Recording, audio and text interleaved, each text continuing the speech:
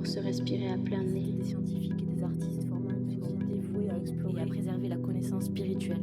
La route était longue. Enfin, maman, il faut savoir souffrir. J'étais partout où mon cœur me dictait d'aller. La vie n'est pas un long fleuve tranquille, maman.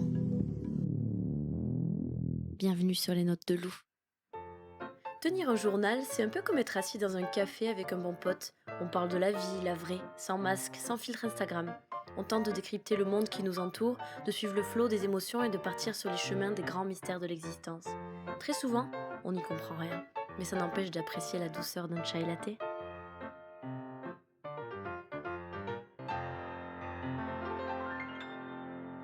Épisode 1, le pré-confinement. Coucou les copines, un petit message groupé pour vous dire que l'Inde est incroyable. Ses couleurs, ses odeurs, les hémorroïdes. Je jouis du silence dans un ashram indien. J'ai même acheté un sarwal multicolore avant de partir. Je voulais être Rin, mais j'ai l'air d'une bof. Méditer 10 heures par jour, c'est life-changing. Ce matin, j'ai fait ma salutation au soleil au bord du lac pour le lever du jour. Juste, merveilleux. J'ai même pas de mots. Le seul truc que je peux vous dire, c'est qu'une transformation profonde s'opère. Je crois que je vais devenir papillon. Je pense fort à vous. On se fait 5 camemberts au four quand je rentre. Vous n'avez pas le choix. Bisous. Ceci est totalement faux. Je ne suis absolument pas en Inde. Je suis dans le terminal 1 de l'aéroport de Lyon. Mon vol a été annulé.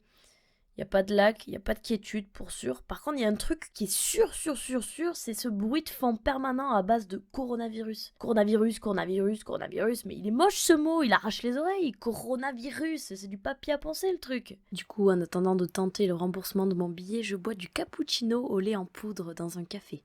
J'ai payé cette merde 3,90 $, putain. Un demi-smic horaire pour avoir la place juste en dessous de la télé en plus. Ils sont vraiment choues, ils ont mis BFM TV, je suis au summum de l'excitation. Bref, je vais pas en Inde, mais on s'en sort pas si mal, on aurait pu rester coincé là-bas. J'aurais pu devenir moine bouddhiste et exempte de tout péché jusqu'à la fin de ma vie. Une vie un petit peu chiante, mais une vie noble. Je sais, une femme ne peut pas devenir moine, mais Mulan ne pouvait pas devenir soldat, l'argent public ne pouvait pas payer du homard non plus, comme quoi. En dessous de la télé, il y a le tableau des départs. C'est dingue, le nombre de vols annulés et puis le nombre de gens qui portent des masques de chantier en s'intoxiquant avec leur propre haleine. Quelle drôle d'atmosphère. Bon, l'avantage, c'est que la psychose est absente du paysage. Ok, j'avoue avoir un petit peu tilté après avoir vu un vieux monsieur transpirant tous ses 14 années de glaire dans son coude, mais il suivait les recommandations, ça on peut pas lui enlever. Et je ne blâme pas les vieux, attention, ni la transpiration, quoique, voir quelqu'un transpirer des tempes et de la moustache en hiver, ça m'a toujours fait un drôle d'effet. Bref, il y a un truc de ouf qui se passe. Aux infos, ça part de la Belgique qui ferme ses cafés, cinémas, restaurants, bars, cabarets dès demain. À côté de ça, la France confine ses salariés à domicile pour télétravailler. Les infirmiers retraités sont appelés à soutenir le rush des hôpitaux et à venir refiler un petit coup de main. Vous imaginez, sans déconner, être témoin de 30 ans de dégradation du système de santé. Et puis enfin, tout arrive à point à qui sait attendre tout de même. La retraite. Alléluia, sérénité, soulagement, liberté, et puis bim, aspiration en sens inverse par ceux-mêmes qui ont dégradé ce système. Vous ne pensiez quand même pas qu'on vous laisserait kiffer votre vie. Vous avez vraiment cru ça? Non, vous êtes zinzin. Mais soit, la France a besoin de soignants. Moi-même infirmière, j'imagine être appelée dans les mois qui suivent. Tous les infirmiers diplômés d'État appelés au front, ceux qui ne répondent pas à l'appel seraient considérés comme fugitifs, déserteurs, guillotinés.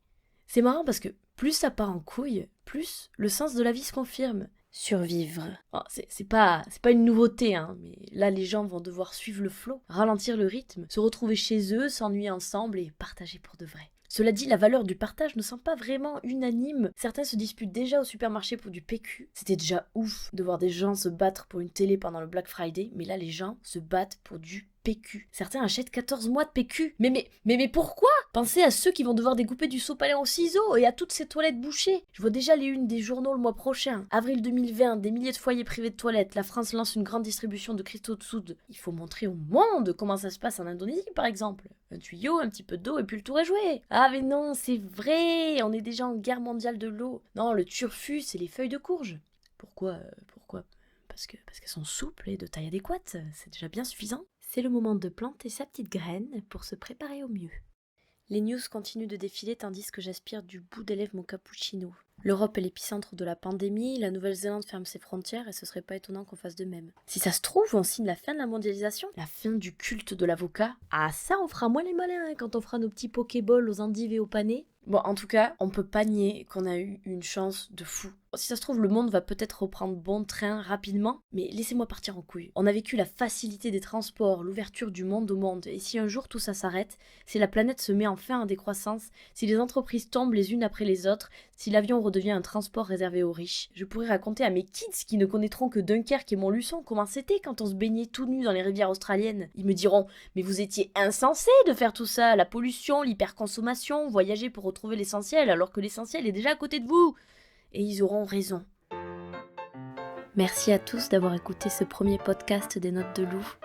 En attendant le prochain, prenez soin de vous, faites plein de gâteaux et des bébés. Et n'ayez pas peur de grossir, on fera du sport cet été.